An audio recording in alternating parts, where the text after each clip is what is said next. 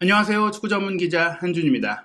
이제 2022 카타르 월드컵은 8강전 일정으로 돌입합니다. 결승전과 4강전은 사실 결과가 워낙에 중요하고 또 선수들의 체력도 떨어져 있고 긴장감도 높다 보니까 경기 내용 자체, 경기력과 재미의 측면에서는 8강전이야말로 수준과 내용 모두 최고다라고 기대를 받잖아요. 게다가 이번 8강전은 워낙 대진표 자체가 빅매치로 구성되어 있어서 많은 분들 한국이 16강전에서 여정을 마쳤지만 이제 진정한 축구쇼를 볼 수 있지 않을까 기대하고 있습니다. 그 8강전의 문을 여는 경기는 한국을 탈락시킨 세계 최강 브라질인데요. 카타르 현지 시간으로는 12월 9일 금요일 저녁 6시, 한국 시간으로는 12월 10일 토요일 0시가 되는 시점에 열리니까 여러분들이 시간적으로도 좋고 또 다음날 푹 쉴 수 있는 시간에 열립니다. 지난 대회 준우승팀인 크로아티아 그리고 5회 우승, 최다 우승을 자랑하는 브라질의 대결이고요. 다른 경기들도 굉장하죠. 아르헨티나 대 네덜란드, 포르투갈 대 모로코, 잉글랜드와 프랑스의 경기인데 사실 스페인을 탈락시킨 모로코 경기 내용에 있어서도 역동적이고 흥미진진한 축구를 구사하다 보니까 이 모든 경기들이 지키기보다는 공격하는 축구가 될 것이다. 이런 기대감들이 있습니다. 그렇다면 브라질과 크로아티아의 경기에 대해서는 외신, 분석력 높고 정보력 뛰어난 매체들은 어떻게 전망하고 있는지, 한국을 깬 브라질의 전력 어떻게까지 보고 있는지 지금부터 승부 예측 총정리해드리겠습니다. 먼저 세계적인 통계 매체 옵타가 운영하고 있는 디 애널리스트의 프리뷰입니다. 이 디 애널리스트 프리뷰에서는 브라질 대표팀 선수들 그리고 치치 감독이 한국과의 경기에 전반전에만 4골을 넣으면서 너무 과도하게 춤을 추면서 자축하고 세레모니한 거 아니냐, 이거 한국을 조롱한 거 아니냐, 이런 논란들이 세계적으로 나왔잖아요. 특히 영국에서 이런 얘기들이 많이 있었는데 영국의 ITV에서 한국과 브라질의 경기를 중계했을 때 로이킨, 바로 맨체스터 유나이티드 레전드죠. 그리고 리버풀 레전드인 그레엄 스네스, 이 두 명이 분석 패널로 나와서 한국에 대해 존중심이 없다, 나였다면 네이마르를 때려 눕혔을 것이다, 이렇게까지 얘기했거든요. 게다가 이번 골 나올 때마다 춤을 추고 흥겹게 즐기고 또 시치 감독까지 세레머니를 한 것은 사실 지난 6월 달에 우리가 만나봤던 브라질 대표팀의 성향이나 우리가 알고 있는 브라질 선수들의 분위기를 보면 우리를 조롱하려고 그런 게 아니라 항상 이 자기들끼리 즐겁게 지내는 그런 분위기 때문이라는 것을 이해할 수 있었는데요. 일단 어떤 내용인지 그 디 애널리스트의 내용부터 살펴보면 치치 감독이 그런 논란을 듣고 해명까지 직접 했다고 해요. 한국에 대해서 얼마나 신경 쓰고 있는지를 보여주는 것 같은데요. 이 내용부터 살펴보겠습니다. 브라질 대표팀의 치치 감독이 한국과 16강전에서 득점한 뒤 춤을 춘 세레머니가 상대에 대해 무례했다, 존중이 없는 행동이었다는 비판을 받자 이에 대해 설명했다. 브라질은 월요일에 한국에 4대1로 이긴 뒤에 8강에 올랐다. 비니시우스 주니오르가 선제골을 넣었고 히샬리송이 얻은 파울을 네이마르가 페널티킥으로 득점했다. 이어 히샬리송이 한 골을 더 넣고 루카스 파케타까지 득점하면서 전반전에 이 4골을 모두 넣은 것이다. 히샬리송의 득점 이후 치치 감독은 히샬리송의 트레이드마크인 비둘기 세레머니를 함께 했다. 이 행동으로 언론의 비판을 받았는데 치치 감독은 상대를 조롱하는 의미가 아니라고 설명했다. 우리는 선수들의 성격에 적응하려고 노력한다. 어린 선수들이다. 선수들과 가까운 언어로 소통하고자 하는 것이다. 어느 날 훈련 중에 내가 히샬리송에게 네가 골을 넣으면 나도 춤을 추겠다고 이야기를 했었다. 나는 선수들에게 나를 조금도 숨기지 않는다. 선수들이 다 보고 있다는 걸 알고 있다. 나는 골을 즐기면서 골에 대한 기쁨, 경기력 외에 다른 해석이 나오지 않기를 바랬다. 내가 존경하는 상대팀 한국이나 파울로 벤투 감독에게 무례하게 대하려는 의지는 전혀 없었다. 즉 이것이 히샬리송의 길을 살려주고 히샬리송이 골을 넣을 수 있게 하도록 동기부여를 하는 과정에 있었던 약속 때문에 나도 함께 춤을 춘 것이지 즉흥적으로 골이 많이 나와서 상대를 얕잡아봐서 그냥 춤춘 게 아니다 설명을 한 것이죠. 본인의 리더십 과정 중에 하나에 있던 일이라고 했습니다. 그리고 이번 경기에 브라질에서는 또 하나의 호재가 있었는데요. 네이마르 선수가 이제 펠레의 기록에 다가선 것인데 펠레가 지금 암 말기 투병 중에 화학요법을 중단했다고 하니까 이제는 연명 치료를 하고 있는 상황이다. 펠레의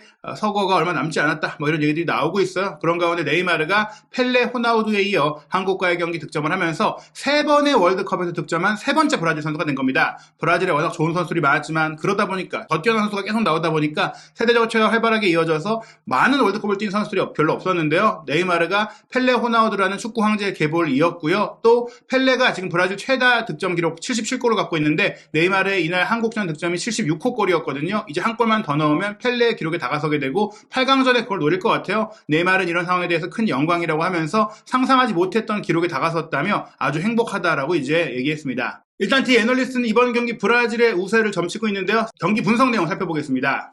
크로아티아와 브라질이 4강 사이에 있다. 브라질은 크로아티아와 4번의 경기에서 진 적이 없다. 2018년 6월달 친선 경기에서 2대0으로 승리한 뒤 이번이 첫 번째 만남이다. 브라질은 12번 4강에 오른 독일에 이어 8차례 월드컵 4강 진출을 이룬 최다 2위 기록을 갖고 있는데 이번에도 4강에 오르면 9번째가 된다. 2018년 러시아 월드컵에서 준우승한 크로아티아는 1998년 그리고 2018년 2차례만 조별리그를 통과했는데 모두 4강에 올랐다. 크로아티아는 벨기에, 캐나다를 제치고 카타르에서 16강에 올랐지만 F조 성적은 모로코에 이은 2위였다. 루카 모드리치, 이반 페리시치, 데안 로브렌, 안드레이 크라마리치 등 경험이 풍부한 선수들이 많고 요시코 그바르디올은 이번 대회를 통해 떠오른 스타 중에 한 명이다. 골키퍼 도미니크 리바코비치는 16강에서 열린 승부차기에서 페널티킥 3개를 막아낸 역사상 3번째 선수가 됐다.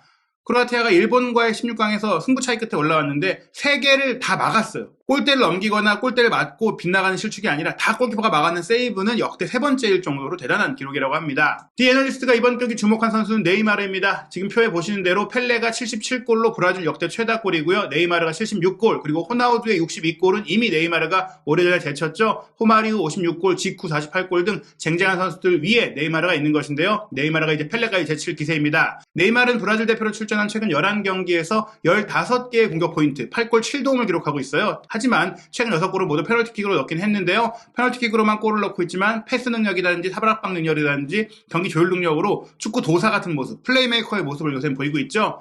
지난 한국과의 경기에서 1966년 잉글랜드 월드컵 이후 기록이 집계된 가운데 브라질 선수로는 처음으로 월드컵의 3개 대회에서 득점과 도움을 모두 기록한 선수가 됐다고 합니다. 득점을 모두 한 건 3번째지만 득점 도움을 3개 월드컵에서 모두 다 기록한 선수는 유일한 것이죠. 세르비아와 첫 경기에 발목 부상을 당했던 네이마르인데요. 스위스, 카메룬과 조별리그 2경기는 결장을 했어요. 펠레와 역대 브라질 최다골 동률을 이루려면 한 골이 더 필요한 상황입니다. 그리고 크로아티아에서 주목할 선수는 루카 모드리치죠. 레알 마드리드 스타 루카 모드리치는 크로아티아가 16강에서 승부차기로 일본을 이길 때는 그라운드에 없었다. 교체가 됐었습니다. 하지만 질라트코 달리치 감독의 크로아티아가 브라질을 이긴다면 37살의 모드리치가 분명 중요할 것이다. 모드리치는 크로아티아 대표로 월드컵에서만 16경기를 뛰었고 이는 크로아티아의 최다 출전 기록이다. 레알 마드리드 출신이기도 한 카세미로와 맞붙기 위해서 마르셀로 브로조비치라든지 마테오 코바치치 같은 미드필더 동료들의 도움이 필요하겠지만 모드리치가 영향력을 발휘할 수 있다면 크로아티아도 승산이 있다. 모드리치 같은 경우에는 나이도 많지만 레알 마드리드에서 지난 시즌 챔피언스리그 우승, 라리가 우승을 이루는 가운데 건재함을 보여줬고 지난 러시아 월드컵에서도 골든볼을 수상하고 또 그해에 발롱도르까지 수상하면서 최고의 선수로서 인정을 받았었죠. 모드리치는 이번 대회 분명히 나이가 들으면서 공격 영향력이 떨어졌지만 경기 조율 능력은 여전한데요. 이번 대회에서 현재까지 258회의 패스를 시도해서 실패한 패스가 33번밖에 안 됩니다. 패스 성공률이 87%인데 이 선수가 안전한 패스만 하는 게 아니라 공격을 전개하는 패스를 하는 선수니까 대단한 기록이고 이 선수가 살아난다면 브라질도 어려움을 겪을 수 있다고 보는 것이죠.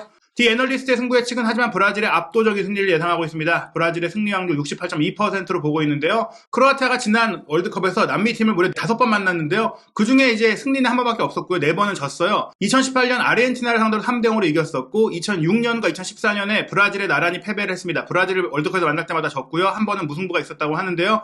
크로아티아가 이번에도 남미 팀을 상대로 좀 어려움을 겪을 것이다. 크로아티아가 지난 대회 준우승팀이지만 승리 확률이 11.5%, 브라질이 68.2%로 매우 압도적입니다. 한국과 브라질이 만났을 때만큼이나 큰 차이라고 할 수 있겠고 무승부 확률이 20.3%인데 무승부라는 건 승부차기로 승패가 갈릴 것이다라는 가능성이니까요. 크로아티아가 노릴 것은 승리보다는 무승부로 승부차기를 가는 것이다라고 볼 수 있겠죠. 그리고 세계적인 분석 매체 디 애슬레틱은 히샬리송과 네이마르 그리고 모드리치를 전면에 내세운 프리뷰를 공개했습니다. 프리뷰 내용 살펴보겠습니다. 브라질 같은 경우에는 많은 부상 선수들이 복귀했죠. 그래서 한국과의 경기에는 알렉스 산드로까지 출전할 수 있다면 풀백 라인이 더 강력해질 수 있는데 일단 에데리 밀리탕이 오른쪽, 다닐루가 왼쪽으로 뛴 경기력도 나쁘지 않았습니다. 크로아티아 같은 경우에는 지금 왼쪽 풀백으로 굉장히 공격력이 뛰어난 보르나 소사의 복귀가 좀 기대가 되고 있어요. 이 선수가 질병 때문에 일본과의 16강전에서 빠졌는데 그러면서 출전했던 바리시 선수가 사실 측면에서 공격력이 좀 부족하다 보니까 일본을 상대로 공격을 풀어가기가 어려웠었거든요. 이번 경기에는 날카로운 크로스 능력을 갖고 있는 분데스리가에서 검증된 왼쪽 풀백 소사가 뛸 수 있다면 크로아티아가 브라질을 상대로 더 공격적으로 매서운 모습을 보일 수 있다.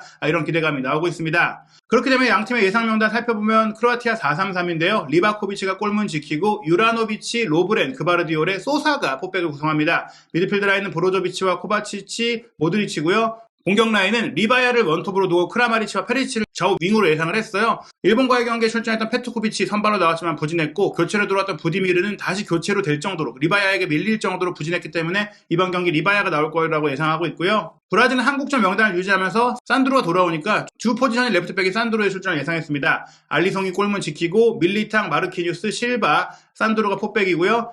카세미로, 파케타, 두 명의 볼란치, 하피냐, 네이마르, 비니시우스가 이성 공격, 히샬리송이 최전방 원톱으로 나섭니다. 디에슬레틱은 크로아티아가 4강에 오르려면 절대적으로 전력을 다해야 할 것이다 라고 얘기했는데요. 브라질을 상대하는 모든 팀들이 그렇게 전력을 다했지만 브라질은 일단 팀 전체에 걸쳐 순수하게 퀄리티가 너무나 대단하기 때문에 이것들을 이런 정신적인 자세를 보완할 수 있었다. 절박한 건 상대팀이지만 브라질이 너무 잘하니까 이긴다는 얘기죠. 브라질에서 뛰는 많은 선수들이 지난 몇 년간 엄청난 압박감에 시달렸지만 6번째 우승을 노리는 브라질에게 이 8강전이 큰 쟁점이 될 것 같지는 않다. 브라질이 우승하는 게 물론 쉽지 않겠지만 고비는 4강이나 결승에 올 것이지 크로아티아와 8강전을 아닐 것이라는 겁니다. 디애슬레틱도 닐슨의 그레이스 노트 이 분석 모델을 통해서 승부 예측을 하고 있는데요. 브라질 승리가 무려 56%로 압도적이고 무승부 25%, 크로아티아 승리는 겨우 19%입니다. 4강 진출 확률은 브라질이 70%, 크로아티아가 30%인데요. 한국이 20% 초반대였는데 크로아티아도 크게 다르지 않다. 즉 브라질 대 한국이나 브라질 대 크로아티아나 상황은 똑같다. 어떤 팀이든지 브라질은 못 이긴다. 브라질에게 크게 질 것이다. 이렇게 전망하고 있는 것입니다. 후스코어닷컴의 승부 예측에서도 브라질이 2대0 완승 거둘 것이라고 예상했는데요. 크로아티아가 월드컵 승부차기 무패 기록을 유지하면서 일본을 꺾고 8강에 올랐고 1998년에 3위, 2018년 준우승에 이어서 벌써 3번째 4강을 노리고 있는 대단한 팀이지만 브라질이 한국을 상대로 설득력 있는 4대1 완승으로 8강에 올랐고 2002년 우승 이후에 4개 대회 중에 3번의 대회에서 8강에 올랐고 또 2014년 자국대회에서 4위 이 성과가 모두 아쉬웠다는 거예요. 그러니까 이번에 8강 올라가는 건 뭐 크게 어려운 일이 아니다. 브라질에겐 부담이 아니다. 크로아티아가 브라질을 시험하지도 못할 것이고 이기지도 못할 것이다. 브라질이 이길 것이다 라고 장담을 했고요. 스포츠몰은 조금 아슬아슬한 브라질의 2대1 승리를 예상했는데 내용은 그렇지 않아요. 16강전에서 한국에 여유있게 승리한 브라질이 자신감이 넘치고 크로아티아를 상대로 식은 죽 먹기 같은 경기를 할 수도 있다. 더 쉬운 경기가 될 수도 있다고 했는데요.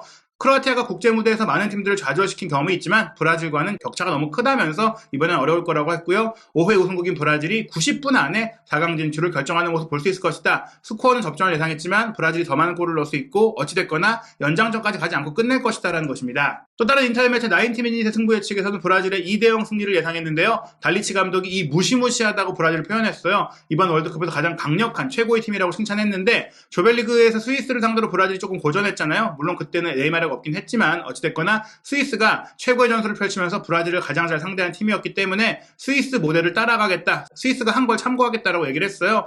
실제로 브라질이 스위스를 상대로 83분간 0대0이다가 카세미로의 정말 기가 막힌 중거리 슈팅이 나오면서 이겼잖아요. 물론 이제 크로아티아가 스위스보다 공을 더 잘 다루니까 공격을 더 잘할 수 있겠지만 어찌됐거나 브라질이 한국과의 경기를 통해서 공격 기여를 제대로 올렸고 네이마르까지 부상해서 복귀하면서 공격 라인이 파괴적인 효과를 내고 있다. 그래서 크로아티아의 기계를 과소평가할 수는 없겠지만 브라질은 지친 크로아티아를 이기기에 충분한 실력을 갖고 있다. 결국엔 크로아티아는 연장 승부차이까지 치렀고 브라질은 쌩쌩한 가운데 실력 차이도 있으니까 크로아티아가 스위스를 따라해도 브라질이 2대0으로 가뿐하게 이길 것이다 라고 예상했습니다. 스포츠키다 역시 브라질이 3대1로 이길 것이라고 하면서 한국과 브라질이 4대1이었는데 한 골 차이 정도밖에 안 나는 이 스코어가 또 나올 수도 있는 브라질의 완승을 예상했어요. 브라질 선수단이 자신감이 넘친다고 했는데 평소에 말수가 적은 치치 감독이 한국전에 댄스 세레머니까지 한 것은 얼마나 팀이 촘촘하고 긴밀하게 뭉쳐있는지 팀 정신이 좋은지를 보여준다고 했습니다. 61세인 치치 감독 한국과의 경기에 일찌감치 앞서가면서 생각했던 것보다 더 일찍 주요 선수들을 쉬게 할 수 있었죠. 그러다 보니까 체력이 더 좋아요. 8강전을 위한 에너지 보존이 잘 돼 있습니다.